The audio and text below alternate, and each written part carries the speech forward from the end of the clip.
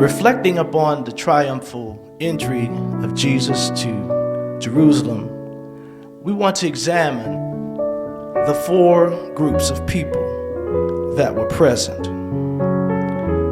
There were groups that were present on that day who were confused, who were pretenders, who were curious, and of course there was the opposition.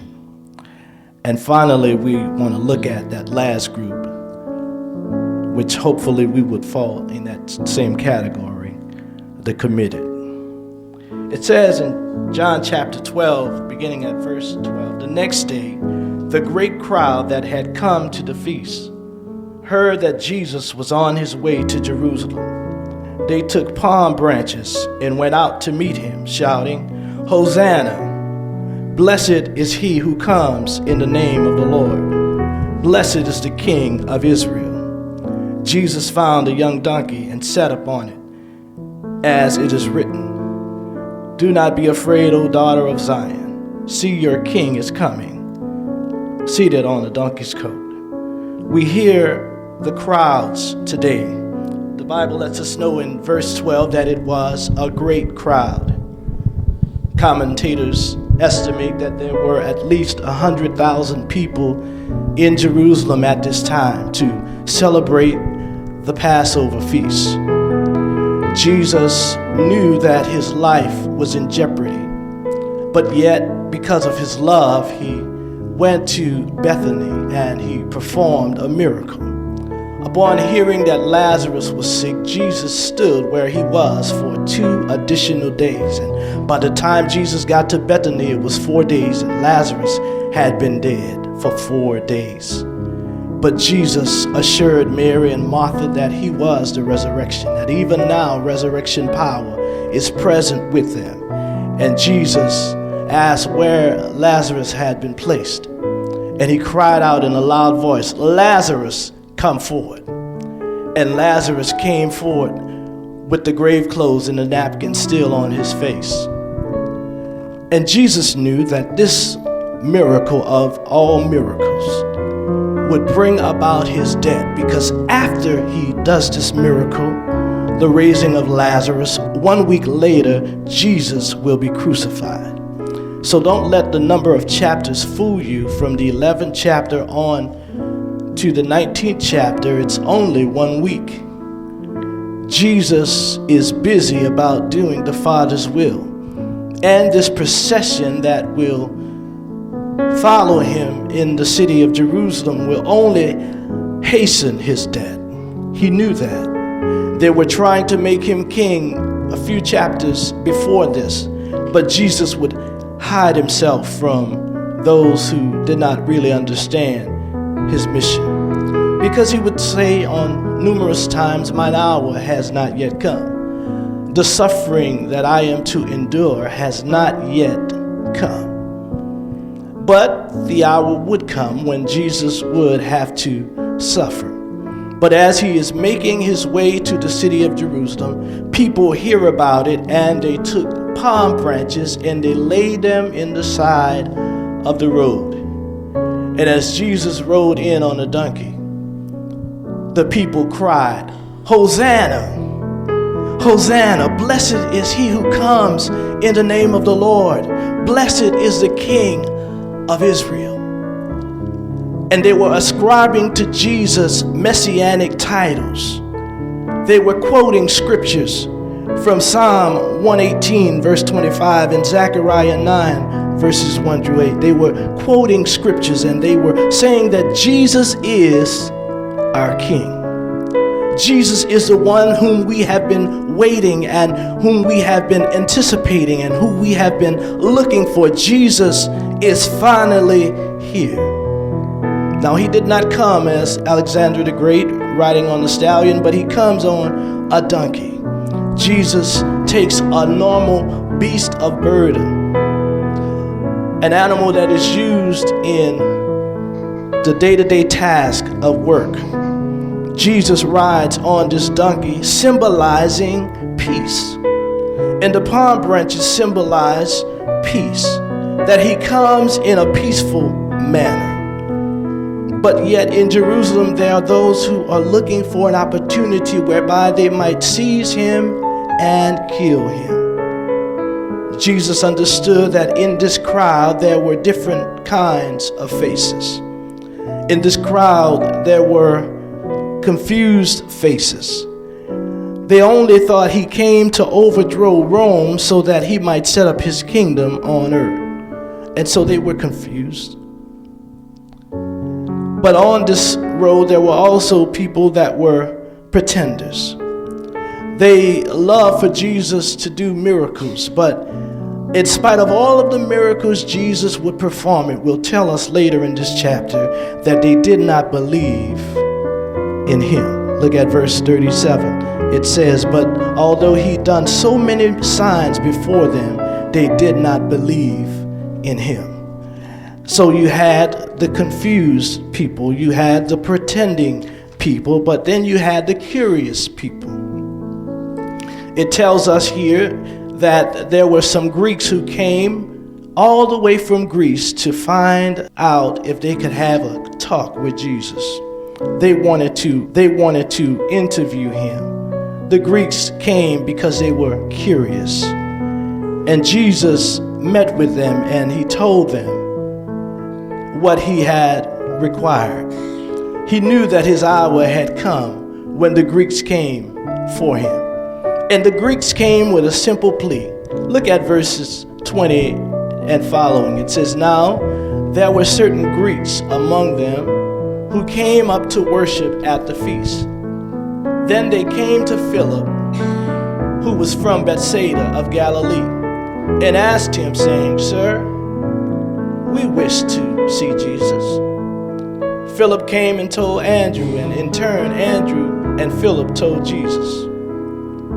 But Jesus answered them, saying, the hour has come that the Son of Man should be glorified. Notice here that in this passage, the Greeks were curious, and they came with a simple plea. Sir, we wish to see Jesus. Now it tells us that these Greeks came to worship. These Greeks came with a purpose in mind. They wanted to see Jesus. And they went to Philip, and then Philip went to his brother Andrew, and both of these names are Greek names. Philip and Andrew are Greek names, and perhaps because of their Greek names, the Greeks felt that they could relate to them, and so they go through these two disciples in order to get to Jesus. Notice here that in this passage, Jesus, upon hearing their plea, says, the hour has come that the Son of Man should be glorified. Most assuredly, I say to you, unless a grain of wheat falls into the ground and dies, it remains alone. But if it dies, it produces much grain. He who loves his life will lose it, and he who hates his life in this world will keep it for eternal life. If anyone serves me, let him follow me. If anyone serves me, him my Father will honor. Notice here that in this crowd there were some people that were curious. They wanted to find out more intimately this person, Jesus, who he was and what his mission was. And so Jesus tells them that mine hour has come that I should be glorified. In other words, Jesus says, I am about to die. And my death will not only bring Jewish people to God, but also Gentiles. My death will bring both men and women, Jews and Gentiles, into a relationship with God. And so Jesus understood that the hour had come. There were people that were in this crowd who were opposed to Jesus. The opposition was always led by the religious leaders, the Pharisees and the Sadducees. One of the groups, the Sadducees, did not believe in a resurrection, and so when they received word that Jesus had raised Lazarus, they said, well, look, it's not just enough to kill Jesus, but we also have to kill Lazarus also. because the mere fact that he had been raised just proved their belief. It confused their theology. So the Sadducees were there and the Pharisees were there. The Pharisees were in charge of the temple and the running administration of the temple, the religious life of the community. They came and they were seizing an opportunity whereby they might capture Jesus and kill him. So in this crowd, we discovered that there were all kinds of people looking for Jesus and ascribing to him great titles, and they were giving to him praise. But it tells us here that Jesus never believed the hype. Jesus never allowed himself to be caught up in the praises of men, because Jesus understood that men could praise you today and on the next day men could turn and curse you. And so Jesus was never one who believed the hype. It tells us here that as Jesus entered into Jerusalem, the Pharisees were there. And they came to the conclusion in verse 19, the whole world has gone after him. We can do nothing. The whole world has gone after him. And so they couldn't touch Jesus because the crowd loved him. But I want you to know that the crowd only loved Jesus for a moment. When Jesus began to tell them what was required in order to follow him, the people began one by one to turn from him. And that's what happens today. When Jesus began to tell us what it means to follow him, slowly but surely we began to stop following him. We know in chapter 6 when he told the crowd, unless you eat of my flesh and drink of my blood, you can have no part of me. It tells us in chapter 6, verse 66, that the crowd stopped following him and they no longer followed him. When Jesus began to make demands upon our lives, then we stopped following him. It's all right to follow Jesus when he's blessing. It's all right to follow Jesus when things are going well in our life. But when problems come, then is it the right thing for us to follow Jesus? And so these people were now confronted with a reality that Jesus would no longer be with them, but in fact, he would be killed. He says, if anyone will follow me, he must deny himself. He says in verse 24, most assuredly I say to you, unless a grain of wheat falls into the ground and dies, it remains alone. But if it dies, it produces much grain. Jesus used the analogy of wheat, and he said that unless the wheat falls down into the ground and until there is dissolution taking place, the wheat can do no good. It can only produce when the seed is allowed to germinate in the soil and spring up. Jesus said, I am that wheat that will go down. I will die the death on Calvary, and as a result of my death, many people will believe. Many people will begin to follow me. Many people will begin to know me. But Jesus said, I must die. And see, for people who thought Jesus came to overthrow Rome, this messed them up in their belief, because they had heard that the Messiah always abides, that the Messiah always is with them, is always present with them. But Jesus talked about being lifted up. Jesus talked about dying. Jesus talked about being betrayed into the hands of sinners.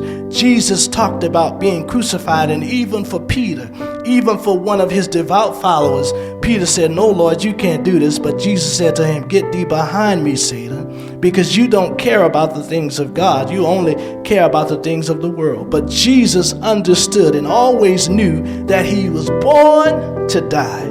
Jesus came into the world to die, not for his sin, but for our sins. Jesus understood that he had to go to Jerusalem. He had to be betrayed by one of his own. He had to go and receive the scourging. Jesus understood that he came to die. So Jesus, as he enters into Jerusalem, never believes in the hype. But he always keeps his mind, he always keeps his eyes on his mission. And so he says, My soul is exceedingly troubled in verse 27. And the Greek word there is therasso. It means that Jesus was perplexed in mind, that his emotions were as a sea during a storm. He didn't know what to make of it. He was saddened by this reality that in less than a week he would be killed. But Jesus also knew that the Father would glorify his name. And Jesus prayed that the Father would glorify his name. And it sounded as if there was a lightning, or that an angel spoke to him. Jesus received praise from God. I have glorified it and will glorify it again. Verse 27 through 29. Jesus said, you didn't hear this voice for my sake, but for yours. Jesus knew that his time had come. But he says in verse 31 that the enemy had been cast out. Jesus said in verse 32, if I be lifted up from the earth, will draw all people to myself. Jesus always kept his mind on his mission. He knew that he would be crucified. He knew in the manner of what type of death he would receive. Jesus always kept his mind on his mission. And they said to him in verse 34, the people answered him, we have heard from the law that the Christ remains forever. And how can you say the Son of Man must be lifted up? Who is this Son of Man? You see, the people never really understood who Jesus was, and they really didn't understand his mission. They didn't know who he was. They didn't know what he was supposed to do. And so after all of these accolades and after all of this praise, they say, who is the Son of Man? We heard that the Messiah never dies. Who is the Son of Man? Jesus said, a little longer, the light will be with you. Walk while you have the light, lest the darkness overtake you. He who walks in darkness does not know where he is going. While you have the light, believe in the light, that you may become sons of light. These things Jesus spoke and departed and was hidden from them. Notice Jesus says these words and then he hides from this crowd. Jesus understood that the people didn't really know him. And in spite of all of the signs he did, verse 37, the people did not believe in him. So you had in this group those who were confused, those who were curious, those who were pretenders, but yet you had those who were committed. Do we fall in that group today of those who are committed to Jesus? Are we willing to follow Jesus even when it requires and demands of us sacrifices? Are we in that group that are committed to Jesus? When it's time to pray, we're present. Are we in that category as it relates to following Jesus? Are we committed? Are we committed to him? Or are we only following him when it's convenient, when it doesn't cost us anything?